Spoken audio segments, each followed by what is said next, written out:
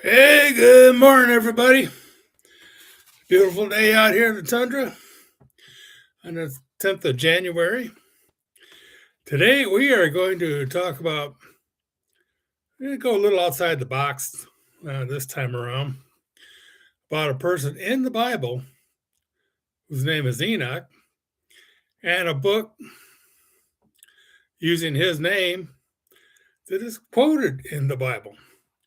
So, but before we get there, we do need to do the house cleaning part. Hey, if you like what I'm doing here, please hit that like button. It lets everybody know, including the people of YouTube, that some people are watching, paying attention.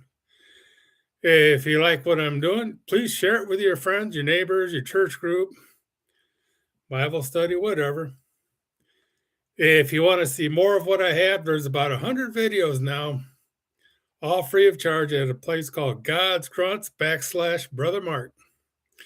And if you got a topic in mind you'd like me to dig into, you can contact me at by direct message at Gab, Getter, Truth Social, MeWe, Facebook, and X. Okay, the easiest way to get a hold of me, comment section. I hardly ever look at them because not many people use them. So anyway, on with the show. We are going to talk about a person in the Bible who's important, by the way. His name was Enoch. And we're going to talk about a book that's named after him and the reason it's important and which Bible you could actually find that book in. So, folks, if you lean in with me today, I'm going to take you on a journey.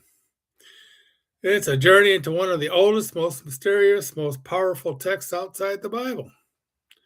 A book early Christians treasured. A book Jude quoted. A book that still speaks with fire and clarity to the world we are living in right now. I'm talking about the book of Enoch.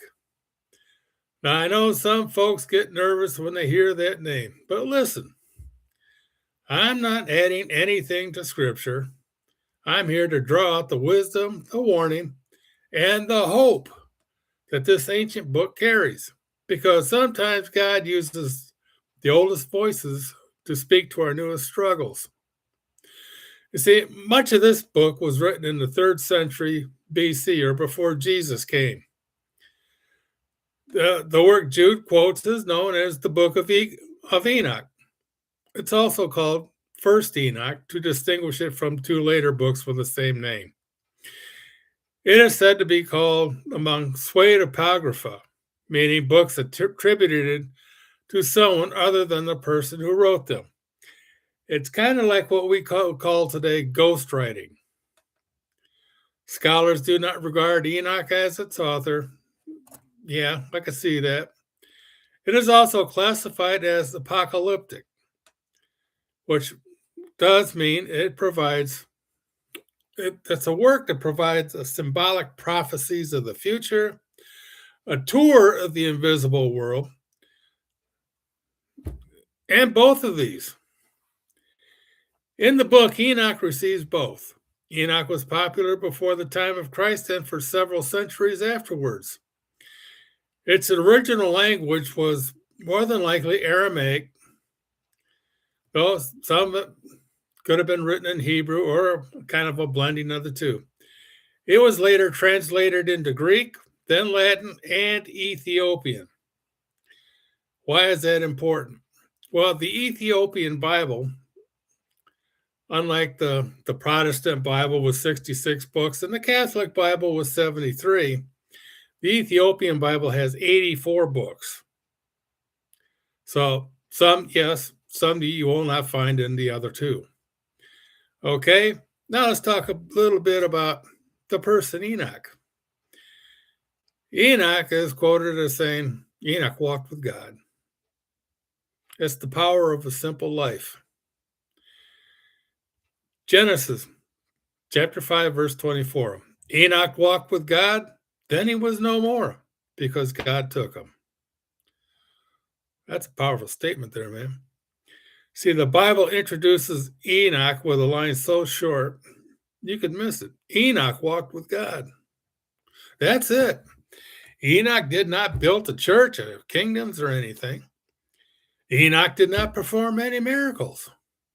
Enoch did not lead a whole bunch of people or an army. All Enoch did was walk with God.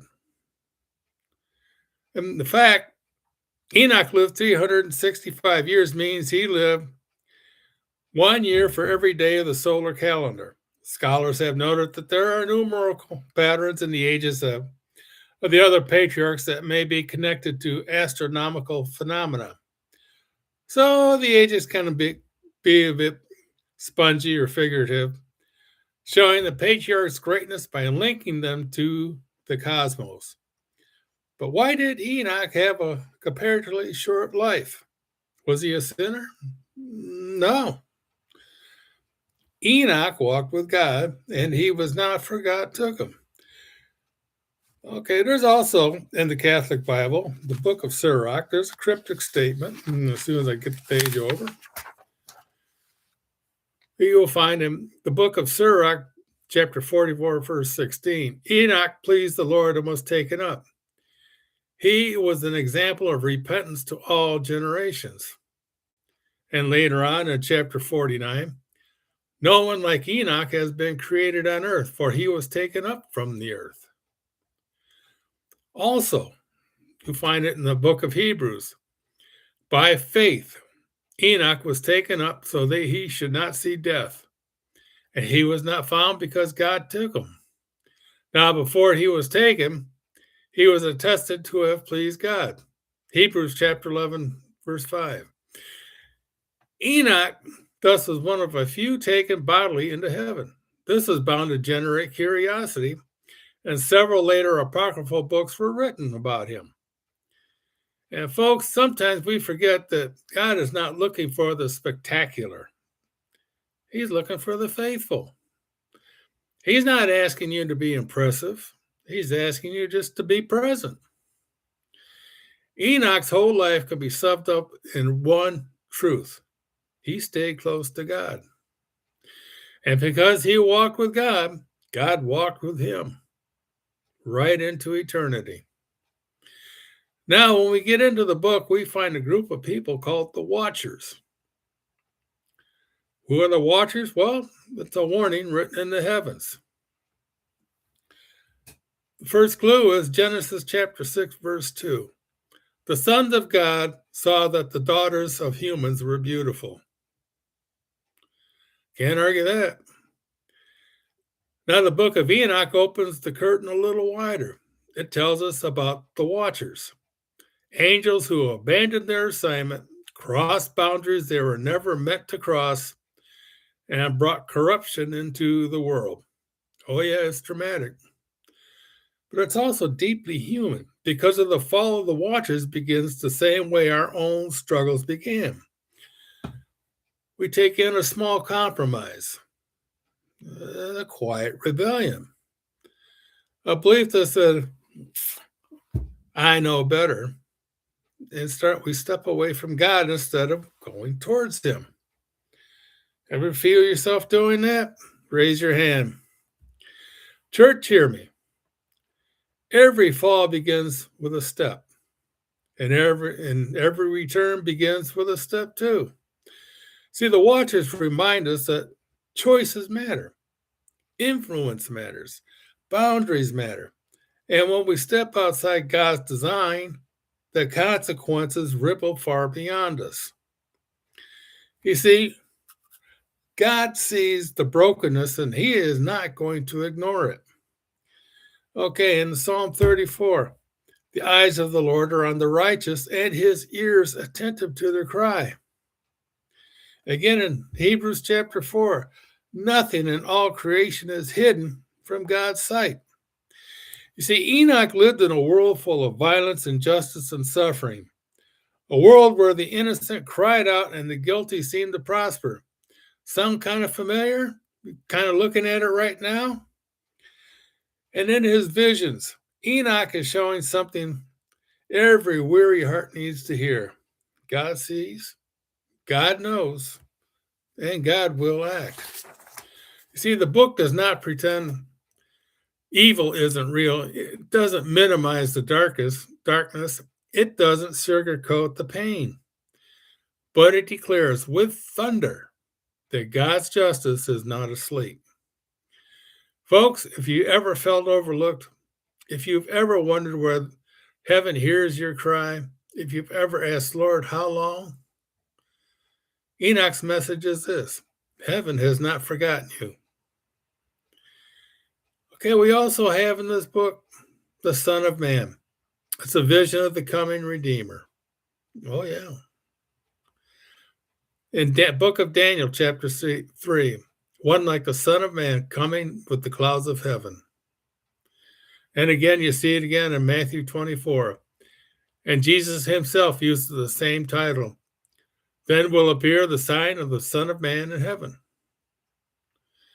One of the most powerful moments in Enoch is the vision of the Son of Man, a heavenly figure chosen by God who will judge the wicked, lift up the righteous, and restore creation. Long before Bethlehem, long before the manger, long before the cross, Enoch saw a glimpse of the one who is coming. And early Christians looked at that vision and said, that's him. That is Jesus. Folks, hear this. God's plan has always been bigger than our moment, bigger than our fears, bigger than our failures, bigger than the darkness around us. You see, there's hope for the faithful, even when everything in this world is going dark. In Hebrews chapter 11, by faith Enoch was taken from this life. Before he was taken, he was commended as one who pleased God. And Jude, as I said earlier, quotes Enoch directly, where it says, Jude 14, see, the Lord is coming with thousands upon thousands of his holy ones. Folks, after the rapture, we're all coming back with Jesus to take this place back. Enoch lived in a collapsing world, violence rising, corruption spreading, people mocking righteousness and celebrating wickedness. Take a look around. It's just you see it on the news every day. And yet the message he received was this: hold on, stay faithful, walk with God, because God's not finished, because justice is coming, because righteousness will rise again, because the faithful are never forgotten. Folks, it's like this. Hope is not naive, it's necessary. Hope is not weakness, it's strength. Hope is not denial, it's defiance. Hope says, I see the darkness, but I believe there's a dawn coming. So, folks, it's like this today. What did the ancient book say to us now? Well, Micah chapter 6 has a famous verse in it: walk humbly with your God. It invites us to walk with God because the world pulls us in every direction. Guard our hearts when temptation whispers. Trust God's justice when it feels delayed. Live with the hope when the night feels long. Remember that heaven is closer than we think. See, Enoch did not live long by biblical standards, but he lived close. Close to God, close to truth, and now close to eternity. At that same invitation that stands before you today, you want to walk with God? All it takes is one step at a time, then one day at a time, one choice at a time. And who knows, maybe heaven will say of you what it said of Enoch. They walked with God. Folks, that's it. It's a remarkable book. If you get a chance to read it, go for it. But it's like this. Walking with God does not take a whole lot. It just takes a step at a time. And if you're willing to do it, great things will happen for you. My friend, take a look around. The world's getting bleak. Wars breaking out. Disasters are happening. Corruption is all around. You say, who is going to bring it to an end? Look up. Your redemption draws nigh. Great days, folks. Y'all make it a good one. Thanks for listening.